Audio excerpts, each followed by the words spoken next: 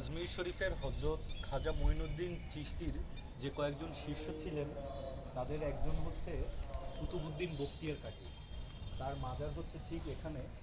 আর আমরা ঠিক দূরে দেখতে পাচ্ছি ওই যে কুতুব মিনার, ওই কুতুব মিনারের নামটা হয়েছে কুতুবউদ্দিন বখতিয়ার কাকির নাম অনুসারেই।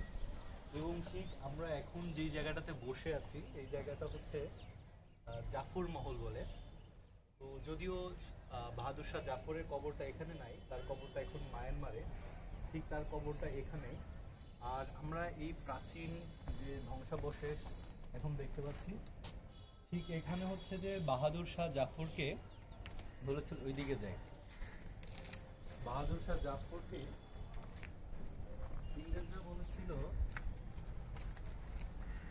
লালকেল্লা থেকে এখানে চলে আসে, লালকেল্লা ছেড়ে দিতে, তাই না?